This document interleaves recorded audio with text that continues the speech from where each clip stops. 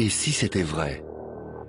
Et si les contes de fées, les légendes urbaines ou encore les mythes étaient réels? Il est temps que les gens sachent qu'il s'est passé quelque chose d'étrange cette nuit-là. Que s'est-il véritablement passé à Roswell, aux États-Unis? C'est la seule fois de toute l'histoire des États-Unis où le gouvernement a déclaré « On a une soucoupe volante ». Pourquoi l'armée américaine, depuis plus de 60 ans, refuse toujours de parler? Qu'était la zone 51, la base militaire la plus secrète du monde? Des centaines de scénarios de films et de séries ont fantasmé cette zone. Aujourd'hui, les militaires qui y travaillaient ont le droit de s'exprimer. La CIA n'a jamais admis et n'admettra jamais que la zone 51 existe. Alors que se passait-il dans les hangars secrets de la zone 51? Y avait-il un lien avec les extraterrestres? Et si justement ces créatures de l'espace étaient déjà venues sur Terre, mais il y a très longtemps? Et si la théorie des anciens extraterrestres était vraie? Quand je vois les pyramides, je me dis qu'une race extraterrestre a forcément participé à leur construction. Roswell, zone 51, anciens visiteurs. Que penseriez-vous, que feriez-vous si tout cela était vrai?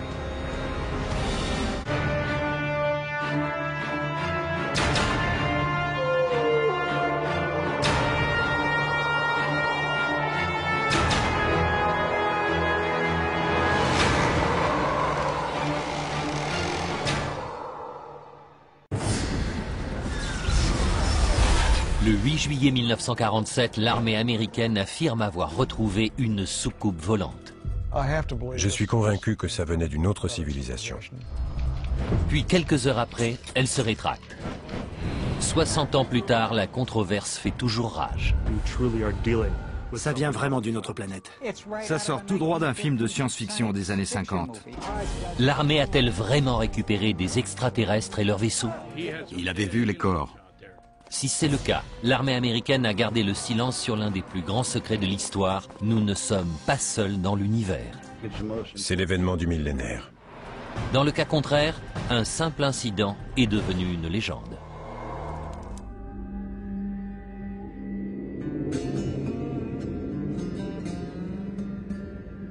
Été 1947.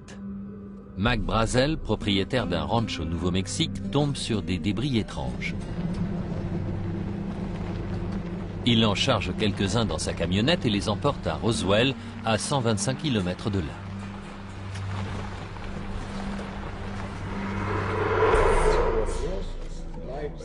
Il les montre au shérif George Wilcox.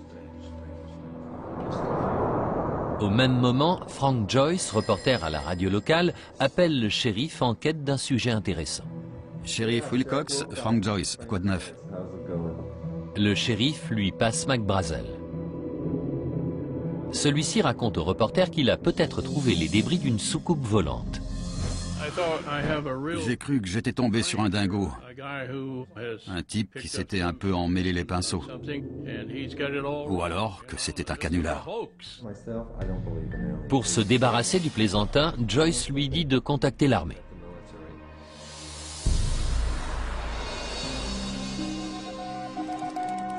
De retour avec vous, ici Frank Joyce sur KGFL à Roswell, au Nouveau-Mexique. 2 jours plus tard, Frank Joyce reçoit la visite du lieutenant Walter Haute, chargé des relations publiques pour le 509e groupe de bombardement, l'unique escadron de bombardiers nucléaires des États-Unis basé à Roswell. Il me devait un scoop. Parce que peu de temps auparavant, il avait refilé des tuyaux à quelqu'un d'autre sans m'en parler. Mais en jetant un œil sur ces infos, immédiatement, j'ai su que c'était lié au type que j'avais eu au téléphone. Le communiqué de presse déclare que l'armée de l'air des États-Unis a récupéré un disque volant dans un ranch au nord de Roswell. Frank Joyce en tire la seule conclusion possible. L'armée de l'air affirmait qu'elle avait une soucoupe volante. Ça venait forcément de l'espace. L'information vient de tomber. Le reporter annonce la nouvelle à ses auditeurs. Il tient vraisemblablement le plus grand scoop de tous les temps. C'est la seule fois de toute l'histoire des États-Unis où le gouvernement a déclaré « On a une soucoupe volante ». Headline edition, July 8, 1947. The Army Air Forces has announced that a flying disc has been found and is now in the possession of the Army. Le communiqué n'entre pas dans les détails. Il explique seulement qu'un couple des environs a vu un objet volant étrange dans le ciel le 2 juillet. Un certain commandant Jesse Marcel a recueilli les débris qui vont être transportés au quartier général de l'armée. Reprise par l'agence Associated Press, l'histoire fait le tour de la planète. Ça a été de la folie. New York a appelé, Londres a appelé. Le monde entier a voulu savoir. L'idée de disque volant ou de soucoupe volante avait déjà retenu l'attention 2 semaines plus tôt. En effet, le pilote et homme d'affaires Kenneth Arnold a affirmé avoir vu le 24 juin 9 objets volants au-dessus du mont Rainier, comme des soucoupes qui rebondiraient sur un étang. Well, at about 2:15, I took off from Chehalis, Washington, and I noticed to the left of me a chain which looked to me like the tail of a Chinese kite. They looked something like a pie plate that was cut in half with a sort of a convex triangle in the rear. Bien qu'il ait décrit des vaisseaux dont les ailes ressemblaient à celles d'une chauve-souris, l'image de la soucoupe volante s'imprime à jamais dans l'esprit du public. Au cours des semaines suivantes, des centaines de personnes aperçoivent ces fameuses soucoupes. L'annonce que l'une d'elles a été récupérée près de Roswell donne l'espoir d'éclaircir le mystère pour des millions de gens inquiets. Que sont ces vaisseaux? Comment peuvent-ils voler aussi vite? Viennent-ils d'ici ou d'une autre planète? Je suis convaincu que ça ne venait pas des États-Unis, ni d'Union soviétique. La nouvelle est telle qu'Edgar Hoover, le directeur du FBI, demande à être tenu au courant. Les mystérieux débris sont transportés par avion à Fort Worth, au Texas, pour y être analysés. 4 heures plus tard, le commandant de la base, le général Roger Ramey, tient une conférence de presse. Contrairement aux déclarations précédentes, il affirme aux médias qu'il s'agit des débris d'un ballon météorologique et non d'une soucoupe volante. Le commandant Marcel se fait prendre en photo devant des débris à l'aspect plutôt banal. Le public accepte sans broncher l'explication de l'armée.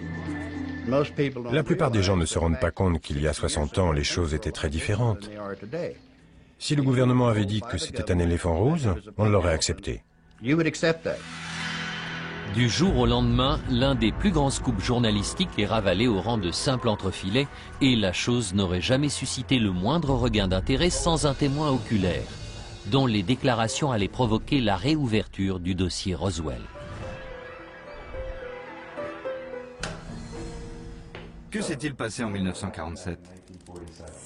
Fin 1978, un écrivain spécialiste des ovnis rencontre le commandant en retraite Jesse Marcel, l'officier de renseignement qui avait récupéré les débris. Je suis allé lui rendre visite en Floride, où j'ai recueilli son témoignage direct. On était face à face, c'était très impressionnant. D'après le militaire, toute l'affaire a été étouffée. On a parlé d'un ballon météorologique. Les restes du ballon montrés à la presse n'étaient pas les débris d'origine et ce qu'il avait trouvé à Roswell ne venait pas de notre planète. Il y avait une espèce de feuille d'aluminium, mais on avait beau la froisser, elle se défroissait toute seule. Comme un alliage à mémoire de forme, très fin, très léger, impossible à découper. Il y avait aussi des baguettes aussi légères que du balsa, la différence qu'elles ne brûlaient pas et portaient d'étranges symboles. Je ne sais pas ce que c'était. Peut-être un vaisseau spatial piloté par des extraterrestres. En tout cas, ce n'était pas un ballon météorologique. Même si l'interview est d'abord publiée dans un tabloïd, Jesse Marcel n'a rien d'un illuminé. À l'époque, il était officier des renseignements du seul groupe de bombardement atomique du monde. Stanton Friedman décide alors de rechercher d'autres témoins. Au cours des 2 années suivantes, on a retrouvé 62 personnes ayant un lien avec Roswell. Le livre publié à la suite de son enquête, The Roswell Incident, propose une version des faits radicalement différente de celle de l'armée. Il parle du crash d'un vaisseau spatial, de cadavres d'extraterrestres et d'un écran de fumée soigneusement entretenu depuis 60 ans.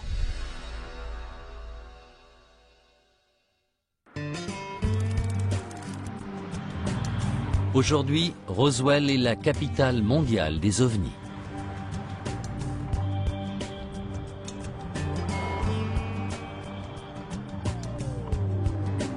Chaque année, des milliers de touristes viennent visiter la ville des extraterrestres. On y trouve des jouets et des t-shirts à l'effigie des êtres qui auraient atterri ici en 1947. Mais aussi un musée entièrement consacré à la légende de Roswell. En dehors de quelques curieux, la plupart des visiteurs sont de fervents ufologues, convaincus que le gouvernement dissimule depuis 60 ans les preuves de l'existence des extraterrestres. Un sondage effectué en 2005 a révélé qu'un Américain sur 4 était persuadé que ces derniers étaient déjà venus sur Terre. Des chercheurs en ovnis comme Dennis Balthaser reviennent année après année pour tenter de percer le mystère de Roswell. Ce qui s'est passé ici en 1947 a été étouffé. Et on en est toujours là 60 ans plus tard. Mais aucun indice matériel du prétendu crash de 1947 n'a jamais refait surface publiquement. Et les documents rendus publics n'ont rien révélé de déterminant. Les partisans de la thèse de l'OVNI sont donc obligés de s'appuyer uniquement sur les témoignages individuels. Pour moi, les témoins sont essentiels à la résolution du mystère. Quant à les faire parler, c'est une autre affaire. Depuis 1978, plus d'une centaine d'entre eux ont accepté de s'exprimer. Mais à l'instar de George Newling, beaucoup n'ont que des bribes de souvenirs. Ce que j'ai vu ne venait pas de notre monde. Âgé de 17 ans à l'époque, le soldat George Newling était mécanicien sur les B-29 à Roswell. Il se rappelle avoir aperçu quelque chose, d'après lui, un morceau d'un vaisseau spatial. Ce qui a attiré mon regard, c'est un objet qui se trouvait dans la soute à bombe. Sa couleur était fascinante. Un gris que je n'ai plus jamais revu ailleurs. Les témoignages comme celui-ci, recueillis des décennies après l'incident, ont été rassemblés dans une série d'ouvrages à sensation qui entretiennent la légende de Roswell. Donald Schmitt, un postier devenu ufologue, se passionne pour ce mystère depuis près de 30 ans. Ses nombreux livres ont fait de lui un des plus ardents défenseurs de la légende de Roswell.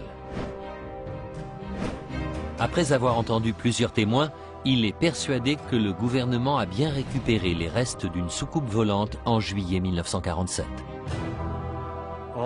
Tous les témoins le disent. C'est le premier communiqué de presse qui était vrai. C'était bien une soucoupe volante. Pour les ufologues, ces récits sont la meilleure preuve que des extraterrestres sont venus à Roswell, une théorie contestée par les scientifiques.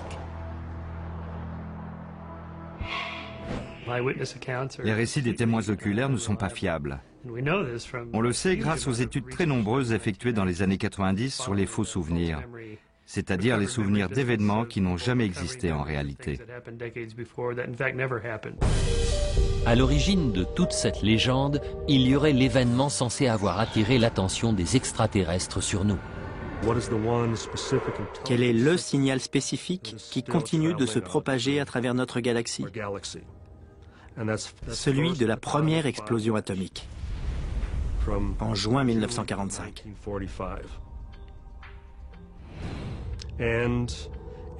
Il leur aura fallu 2 ans pour arriver chez nous. Mais en été 1947, ils étaient là, et qui plus est relativement nombreux. En réalité, les premiers signaux dans l'espace avaient été envoyés 10 ans plus tôt par le biais de la radio et de la télévision. Ils sont venus étudier nos activités militaires. Il y avait le terrain d'essai de White Sands, où on testait les fusées V2.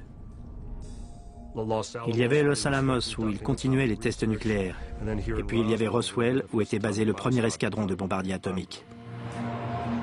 Pour d'autres ufologues, les extraterrestres sont venus nous sauver. Et s'ils avaient voulu nous aider? Roswell est à moins de 160 km du site où on avait testé la bombe atomique 2 ans plus tôt. Peut-être se sont-ils demandé, qu'est-ce qu'ils fabriquent ces rigolos? Ils veulent s'autodétruire? Donald Schmitt a interrogé des militaires qui se rappellent avoir repéré des ovnis dans le ciel du Nouveau-Mexique en juin 1947. L'un des opérateurs radars en poste à la base de Kirkland à Albuquerque a reconnu avoir repéré un certain nombre d'objets volants dans tout l'État au cours des jours qui ont précédé l'incident.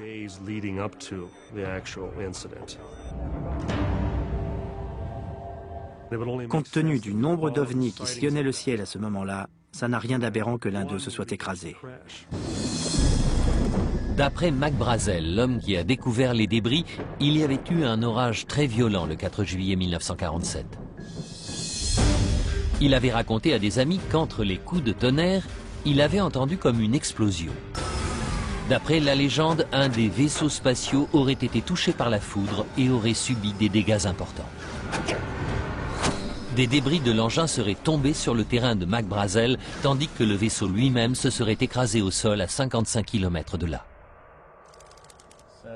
Vous les avez trouvés où? Là-bas, tout était dispersé. Quand la nouvelle parvient à la base de Roswell, l'armée dépêche sur place 2 officiers des renseignements chargés d'évaluer et de ramasser les débris. Le commandant Jesse Marcel et le capitaine en civil Sheridan Cavitt remplissent plusieurs sacs. Cette nuit-là, le commandant Marcel en rapporte quelques-uns chez lui pour les montrer à son fils de 11 ans, Jesse Jr. Je lui ai demandé, « Tu me réveilles uniquement pour me montrer des déchets ?» Et il m'a répondu, « Non, regarde bien parce que tu ne verras plus jamais ça. Je pense que ce sont des morceaux de soucoupe volante. »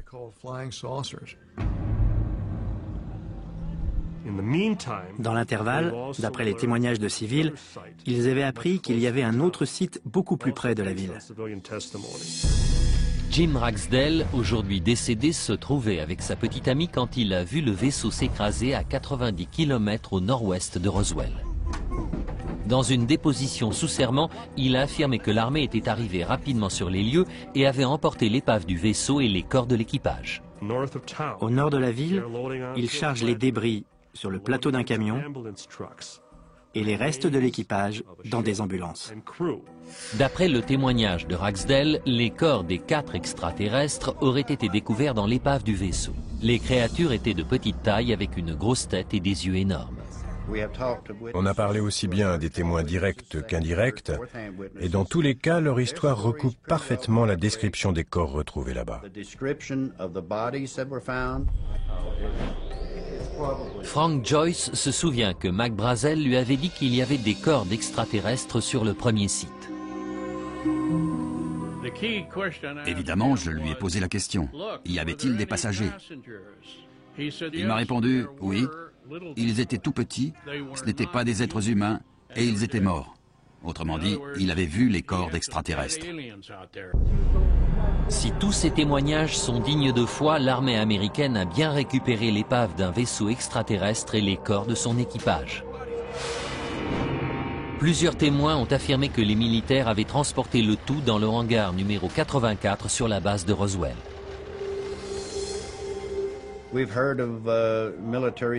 On nous a raconté que des soldats armés montaient la garde autour du hangar, où se trouvaient l'épave et les corps. J'ai interrogé un témoin qui prétend avoir vu un corps dans ce hangar, avant que les débris soient transportés sur la base de Wright, dans l'Ohio. La base aérienne de Wright-Patterson est une base secrète où l'armée étudie les appareils ennemis. Seuls des témoins indirects ont déclaré que les matériaux extraterrestres y avaient été transportés et pourtant, cette supposition fait désormais partie de la légende de Roswell. À Roswell, par contre, des témoins directs ont vu l'armée mener une opération de récupération de grande envergure. Entre 50 et 60 soldats ont ratissé le terrain à 4 pattes, épaule contre épaule, pour ramasser le moindre fragment de l'épave. D'aucuns prétendent aussi que les militaires ont fouillé les bureaux des médias pour tenter d'étouffer l'affaire. Nous avons de nombreux témoignages de gens qui travaillaient dans les stations radio et dans les journaux, qui décrivent comment les militaires sont passés partout, mettant les bureaux et les classeurs sans dessus-dessous. D'après les ufologues, un certain nombre de témoins, dont Mac Brazel, ont été menacés et contraints de se taire. Quand on l'a enfin autorisé à rentrer chez lui, il a dû jurer de garder le secret. À son retour, c'était un homme brisé. Il est clair que le gouvernement a pris des mesures extrêmes pour empêcher les gens de parler. Cela explique que la légende de Roswell soit née seulement à la fin des années 1970, près de 30 ans après les faits. Bizarrement, cette légende reprend exactement le même scénario qu'un canular monté dans les années 1950.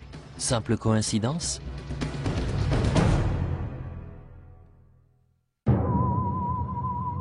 En 1938, Orson Welles adapte La Guerre des mondes sur une radio nationale. Son programme est si convaincant que des milliers d'Américains terrifiés s'enfuient dans les rues, persuadés que l'Amérique est attaquée par des robots martiens. Sur le principe, c'est le même phénomène que l'hystérie de masse. On implante une idée dans l'esprit de certaines personnes, cette idée est propagée par les médias, les gens l'entendent, commencent à en parler et la panique gagne. Depuis cette fameuse émission, le risque d'une invasion par des extraterrestres est ancré dans la culture populaire américaine. Mais en 1945, le ciel dissimule un danger bien plus grand. La crainte d'une guerre nucléaire est devenue très réelle. C'était le début de la guerre froide. On avait peur des Russes, des bombes à hydrogène et des attaques en tout genre. Pour ajouter à cette ambiance de terreur, en juin 1947, des centaines de personnes aperçoivent des objets volants non identifiés. De quoi s'agit-il? Et à qui appartiennent-ils? Quand l'histoire du disque volant de Roswell commence à se répandre, on se dit que le mystère des soucoupes volantes sera bientôt résolu. Mais presque immédiatement, on cesse d'en parler. Et l'Amérique continue à chercher des réponses ailleurs. Ces objets sont-ils des avions espions soviétiques? Des avions espions américains? Ou viennent-ils réellement d'un autre monde? Des centaines de films, de livres et de bandes dessinées jouent alors sur la fascination du grand public. Extraterrestres et vaisseaux spatiaux étaient partout, à la télévision et au cinéma. Et ils étaient effrayants. Mais ils détournaient aussi les spectateurs du véritable objet de leur peur, les Russes. Puis en 1950, un livre apporte la soi-disant preuve que les extraterrestres sont venus sur Terre. Écrit par un chroniqueur d'Hollywood du nom de Frank Scully, Behind the Flying Saucers est le compte-rendu sensationnel du crash d'un ovni. Frank Scully était un auteur respecté. Son ouvrage reprenait le témoignage de deux hommes à propos d'un incident qui avait eu lieu à Aztec, dans le Nouveau-Mexique. D'après les deux informateurs de Scully, comme à Roswell, on avait retrouvé l'épave d'une soucoupe volante et les corps d'extraterrestres au Nouveau-Mexique en 1947. Il y avait eu un crash près de l'autoroute. Les militaires avaient récupéré des corps et les avaient transportés dans une base au nord de l'État. Cette histoire rappelle étrangement l'incident de Roswell. Le vaisseau extraterrestre était fait d'un métal léger mais indestructible. On a identifié une écriture hiéroglyphique. Les créatures humanoïdes étaient maigres et mesuraient à peine plus d'1 mètre. Enfin, comme à Roswell, toutes les preuves matérielles ont été transportées sur une base militaire secrète. Mais bizarrement, cette histoire n'a rien à voir avec Roswell. Les événements relatés dans cet ouvrage ont lieu à Aztec, à près de 650 km de là. L'affaire de Roswell, qu'on croit lire en filigrane dans ce livre, ne ressurgira en fait que 30 ans plus tard. Behind the Flying Saucers est un best-seller. La plupart des lecteurs sont convaincus que tout est vrai. Mais en 1952, les deux informateurs, Silas Newton et Leo Gabauer, sont condamnés pour imposture. Ils avaient tout inventé. Pourtant, l'annonce de la supercherie a eu peu d'impact sur le grand public, car à ce stade, l'idée de créatures extraterrestres voyageant dans des soucoupes volantes est déjà bien ancrée dans l'opinion. C'est la naissance d'un mythe. L'histoire des soucoupes volantes est née de la déclaration de Kenneth Arnold. On aurait dit des soucoupes rebondissant au-dessus d'un étang. À partir de là, tous les auteurs de science-fiction et les réalisateurs se sont dit « Construisons une maquette qui ressemble à une soucoupe ». Autrement dit, la science-fiction est devenue un fait scientifique. De nombreux films de science-fiction des années 1950 ont été tournés dans les déserts du Nouveau-Mexique, où de nombreux projets top secrets ont vu le jour. La bombe nucléaire, les fusées V2, les avions expérimentaux et d'autres armes mortelles.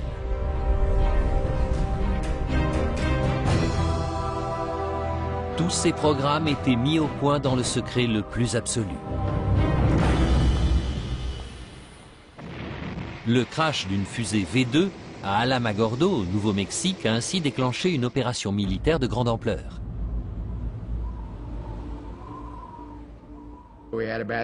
On a envoyé un convoi de GI ratisser le terrain où le crash avait eu lieu. Évidemment, certains curieux avaient ramassé des morceaux de métal en disant « ça me fera un souvenir ».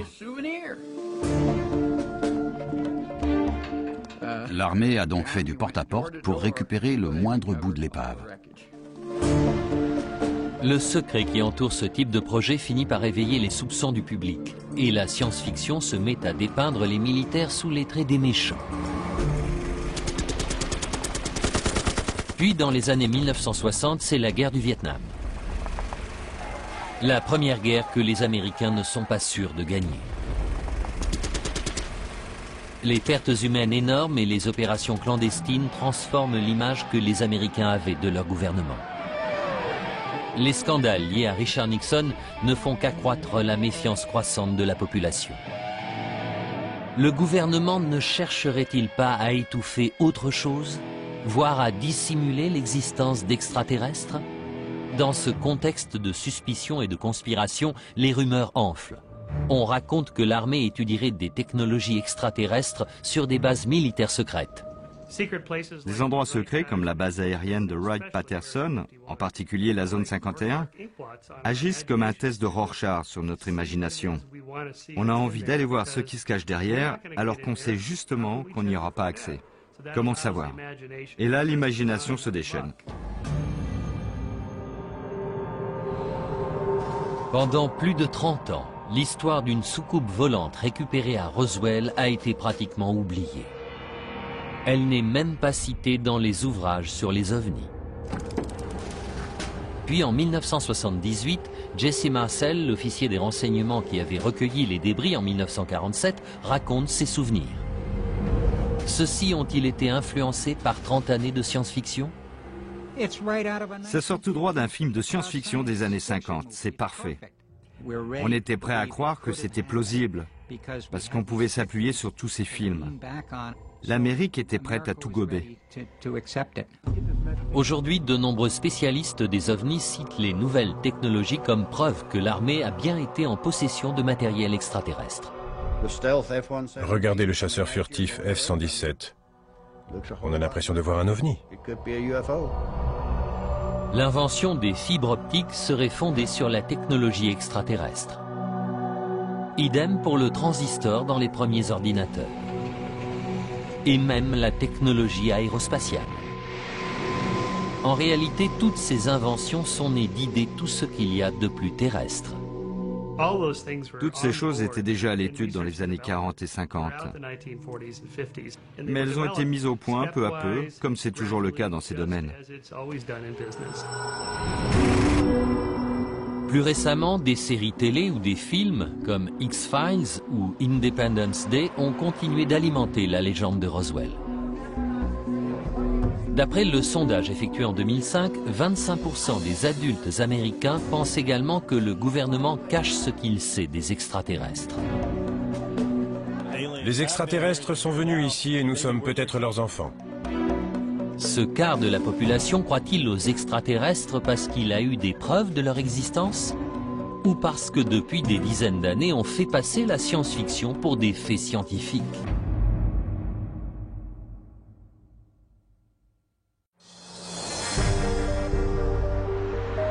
Pour leur part, les ufologues sont intimement convaincus que le gouvernement a dissimulé un vaisseau extraterrestre et les corps qu'il contenait. Quelque chose s'est écrasé et a été récupéré.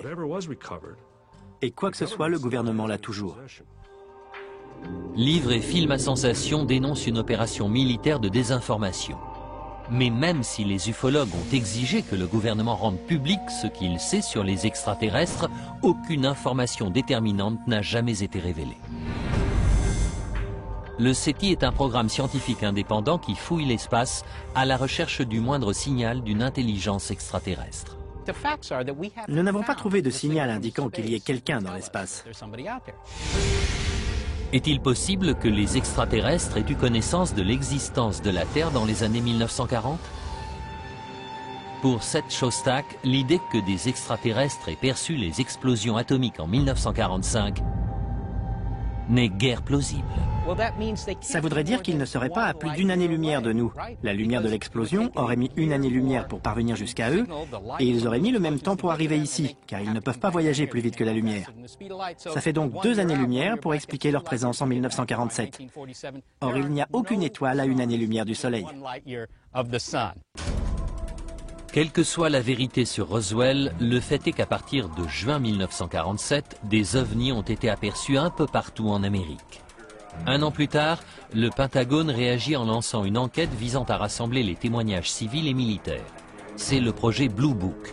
En juin 1948, un comité consultatif du projet se réunit en secret pour discuter des résultats de l'enquête. Lors de cette réunion, le colonel Howard McCoy, chef du renseignement de l'armée, confirme que l'armée n'a jamais récupéré la moindre soucoupe volante. Il a déclaré une chose qui met à mal toute la théorie de Roswell. Je le cite. « Nous donnerions beaucoup pour qu'un crash ait réellement eu lieu dans cette zone et que nous ayons pu récupérer ce qu'il y avait. » Si un tel accident avait eu lieu à Roswell, les opérations de récupération auraient certainement engendré une paperasse militaire énorme. Or, on n'a jamais retrouvé le moindre document qui confirme la thèse d'un ovni. Seules les nombreuses déclarations des témoins peuvent être avancées comme des preuves. C'est très curieux cette longue liste de témoins. Ils ne se sont pas manifestés avant les années 80 quand on a commencé à parler de l'incident de Roswell, la Mecque de l'ufologie. Ça en dit long sur la fabrication d'un mythe moderne. En 1989, l'annonce que des corps d'extraterrestres avaient été retrouvés sur le site de l'accident fait sensation. Mais pourquoi cette annonce a-t-elle eu lieu 40 ans après les faits? Le premier à mentionner ces cadavres est Glenn Dennis, entrepreneur de pompes funèbres à la retraite. Glenn Dennis travaillait au funérarium Ballard. Il connaissait une infirmière de la base militaire qui avait été chargée de prendre des notes lors de l'autopsie d'un corps. Cette infirmière avait dessiné le visage et les mains de l'extraterrestre, dessin qu'elle avait donné à Glenn Dennis. L'infirmière et le dessin original n'ayant jamais été retrouvés, cette déclaration reste sujette à caution. Glenn Dennis a reproduit le dessin. Seth Shostak s'étonne que la créature soit aussi humanoïde. Il y a peu de chances pour qu'il nous ressemble. Par contre, dans un film ou une série télé sur les extraterrestres, mieux vaut qu'il ressemble aux humains, sinon le public ne se sentira pas concerné. D'après Frank Joyce, Mac Brazel aurait lui aussi affirmé qu'il y avait des cadavres d'extraterrestres sur les lieux du crash. Je me rappelle, il m'a dit au téléphone qu'il avait vu les corps d'extraterrestres.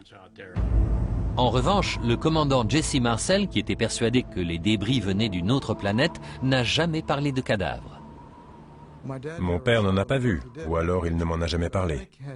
S'il y avait eu des corps, il l'aurait certainement fait savoir. Même le milieu des ufologues est partagé sur ce point.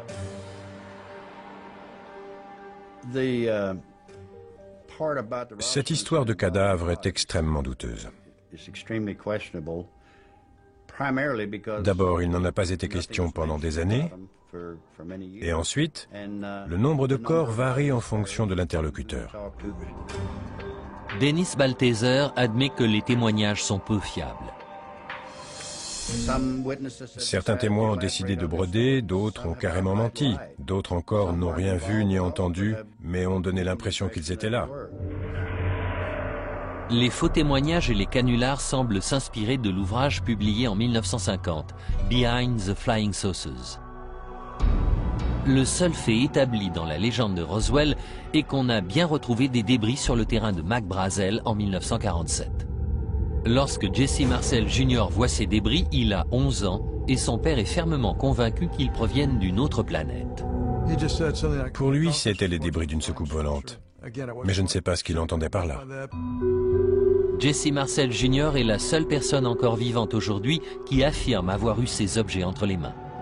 Son témoignage est considéré comme essentiel par ceux qui croient à la thèse de la soucoupe. Mais pour Michael Shermer, un jeune garçon est forcément influencé par l'opinion de son père. Un garçon de 11 ans sera très influencé par son père, quelles que soient les conditions. Et dans ce cas précis, le père est un militaire très respecté. Forcément, l'enfant subira son influence. Même si son témoignage reste important, les restes décrits par Marcel Jr. n'ont rien d'étrange. Il y avait une grande quantité de feuilles métalliques, comme de l'aluminium un peu épais. Il y avait aussi une sorte de plastique noir qui ressemblait à de la bakélite. D'aucuns prétendent que les feuilles de métal avaient des propriétés extraordinaires, mais le jeune garçon n'a rien remarqué. On a dit que les feuilles étaient faites d'un alliage à mémoire de forme. On les pliait, elles se dépliaient toutes seules. Moi, je n'ai rien vu. D'après d'autres témoins clés, comme Mac Brazel, les débris étaient d'allure très banale. Au cours de la seule conférence de presse qu'il a donnée, le 8 juin 1947, Brazel dit avoir retrouvé des débris brillants faits de bandes de caoutchouc, de feuilles d'aluminium, d'un papier épais et de baguettes. Le capitaine Sheridan Cavitt était l'officier des renseignements civils qui accompagnait le commandant Marcel. Dans une déclaration sous serment, il déclare que parmi les débris, il y en avait qui ressemblaient à des baguettes carrées en bambou, ainsi qu'un matériau métallique réfléchissant très léger.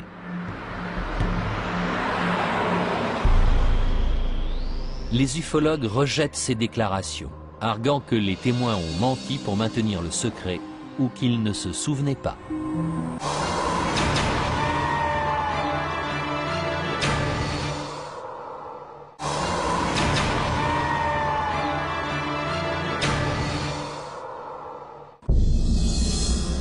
Dans une déclaration sous serment, il déclare que parmi les débris, il y en avait qui ressemblaient à des baguettes carrées en bambou, ainsi qu'un matériau métallique réfléchissant très léger.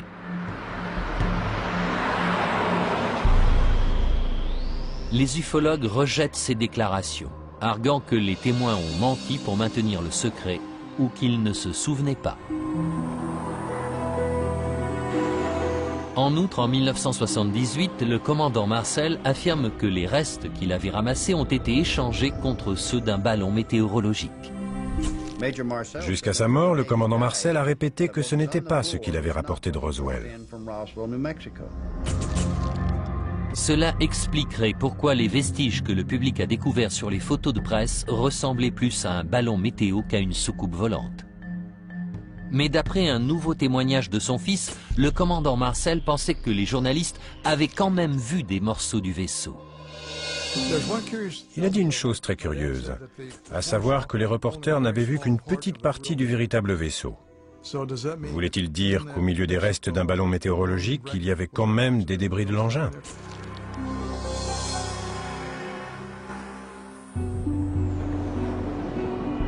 Aujourd'hui, Jesse Marcel Jr. admet qu'il se peut que les feuilles d'aluminium visibles sur les photos aient été les mêmes que celles que son père avait rapportées chez lui. Si ces feuilles n'étaient pas renforcées par du papier, on pourrait très bien les confondre avec ce que j'ai vu. Lui-même reste convaincu que parmi les débris, certains venaient forcément d'une autre planète. Des petites baguettes ornées de symboles hiéroglyphiques.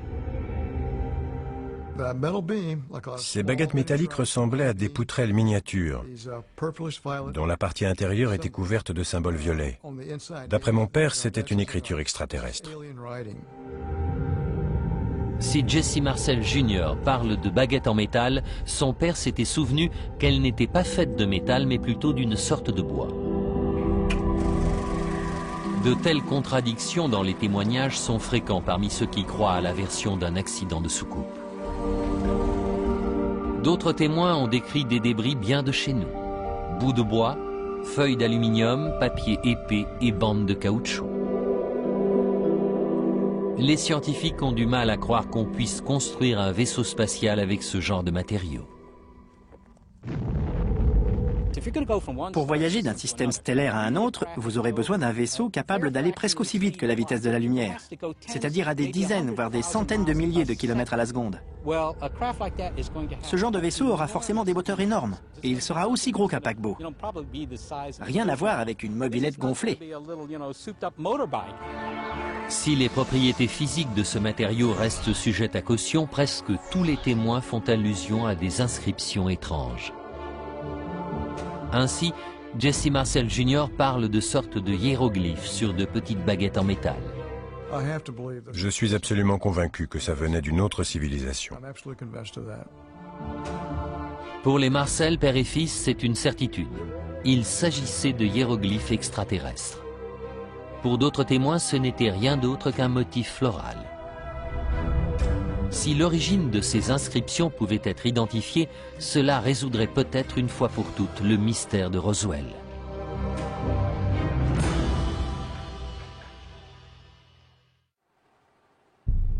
Il est temps que les gens sachent qu'il s'est passé quelque chose d'étrange cette nuit-là. Quand Jesse Marcel père raconte ses souvenirs en 1978, il lance sans le savoir la controverse de Roswell.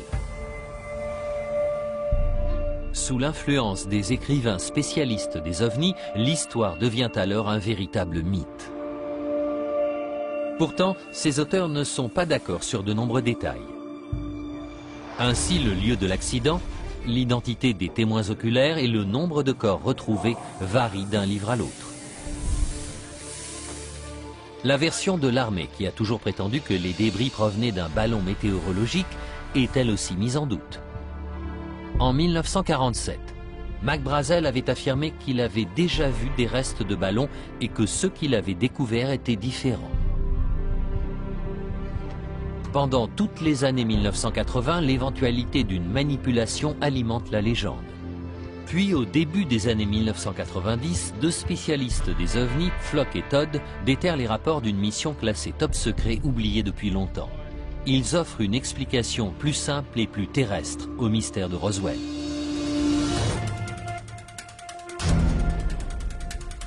En 1945, l'Amérique faisait exploser la première bombe atomique et ce n'était qu'une question de temps avant que les Soviétiques ne mettent au point leur propre programme nucléaire. En 1947, débutent les essais d'un programme d'espionnage américain baptisé Projet Mogul. Ce programme ultra secret avait pour objectif d'espionner les essais atomiques soviétiques. Mogul était tellement secret qu'on ne connaissait même pas son niveau de classification. En fait, il était classé 1A, soit le même niveau que le programme de la bombe H. Le projet Mogul consistait en un train d'une cinquantaine d'énormes ballons de haute atmosphère équipés de systèmes de réception appelés transpondeurs. Dans la haute atmosphère, le son se déplace beaucoup plus rapidement. En théorie, il est donc possible d'y détecter une explosion nucléaire, même depuis l'autre bout du monde. Je sais que ça marche, parce qu'un jour, j'ai vu un magnifique signal en provenance du Pacifique. C'était une explosion nucléaire américaine que j'ai détectée ici au Nouveau-Mexique. En 1947, B.D. Gildenberg est étudiant en licence d'ingénierie à l'Université de New York quand l'armée charge son département de travailler sur le projet Mogul. L'équipe commence alors à réunir le matériel nécessaire à la réalisation du projet. Elle sous-traite à un fabricant de jouets de Brooklyn la conception de réflecteurs radar en forme de cerf-volant appelés cibles radar Rewin. Les scientifiques ont besoin de plusieurs centaines de ces réflecteurs qui serviront à suivre les mouvements du ballon. Ils sont constitués de 6 cerfs-volants dentelés faits de baguettes de balsa recouvertes d'aluminium et doublés d'un matériau de couleur blanche. En juin 1947, l'équipe de l'Université de New York se rend sur le terrain d'essai de White Sands avec tout son matériel. En plein désert, loin de tout, ils testent le décollage de leur nouveau ballon top secret. C'était la première fois qu'on utilisait des ballons à niveau constant aux États-Unis. Par conséquent, on tâtonnait encore pas mal. Le 4 juin, l'essai numéro 4 a lieu en milieu d'après-midi. Mais à cause de la couverture nuageuse, les radars et l'avion d'observation de l'équipe perdent le train de ballon, qui dérive en direction du nord-ouest, vers Roswell. L'ensemble mesure un peu moins de 200 mètres.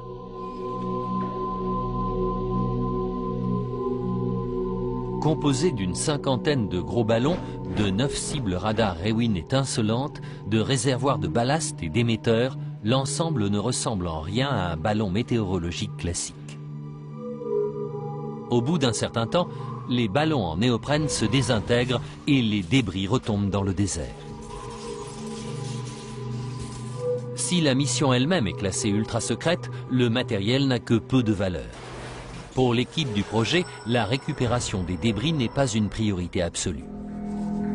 Les descriptions de Marc Brazel, le caoutchouc, les feuilles d'aluminium et le balsa en grande quantité correspondent parfaitement au projet Mogul. De même que les photos de ces débris.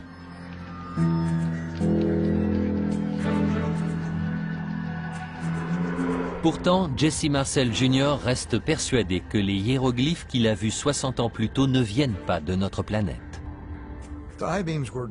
Les baguettes ne ressemblaient à rien de connu. Ça venait d'une autre civilisation. Il n'y a en effet aucune raison pour que les ballons du projet Mogul aient été ornés de hiéroglyphes mystérieux. Mais un examen plus approfondi des dessins des réflecteurs radars fournit un indice révélateur. L'aluminium renforcé de papier devait être fixé au cadre en balsa par de la colle et du ruban adhésif.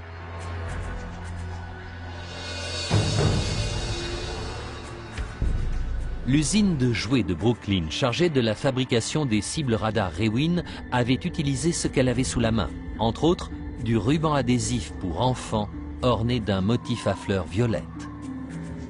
Après plusieurs jours dans le désert, le ruban adhésif s'est vraisemblablement décollé.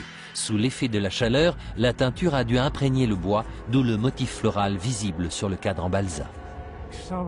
Sur certains rouleaux, il y avait des inscriptions qui venaient du magasin de jouets de Brooklyn. Voilà l'explication des hiéroglyphes. Rien de très exotique. Aux yeux des scientifiques, Roswell n'est aujourd'hui rien d'autre qu'un mythe.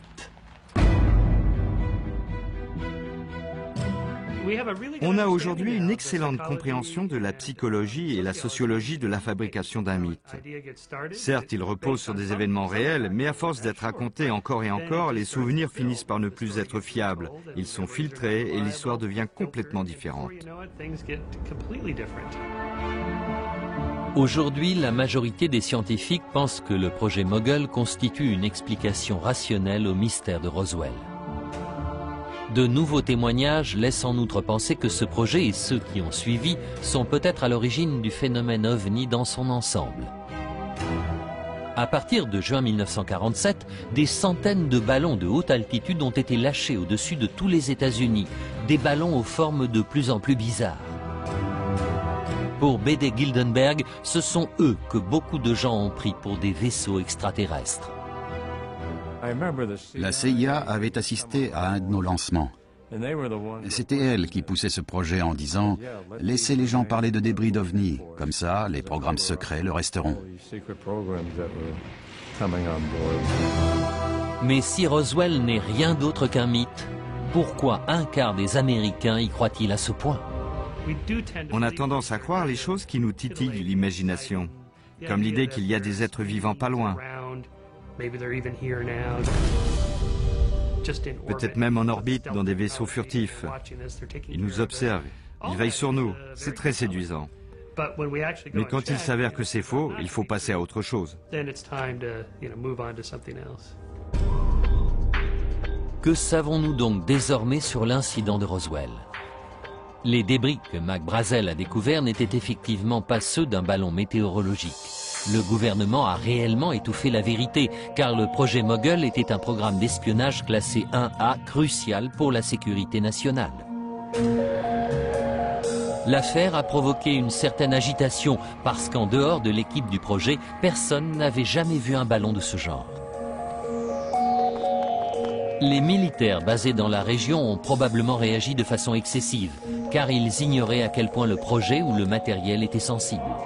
Aujourd'hui encore, Wright-Patterson est une base aérienne top secret où l'on étudie de mystérieux engins, mais il s'agit d'avions étrangers et non de vaisseaux extraterrestres.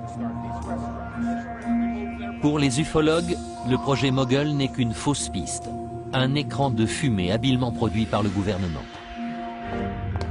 Ils restent convaincus qu'un dossier secret retraçant une histoire incroyable est enfermé quelque part. Pour eux, un vaisseau extraterrestre a traversé la galaxie pour sauver l'humanité, mais s'est écrasé dans le désert non loin de Roswell. Ils refusent d'accepter le fait que Mac Brazel n'est tombé que sur les débris d'un projet militaire top secret, en partie fabriqué avec du ruban adhésif à motif. En fin de compte, le vrai mystère de Roswell est peut-être le fait que tant de gens aient voulu croire à quelque chose d'extraordinaire.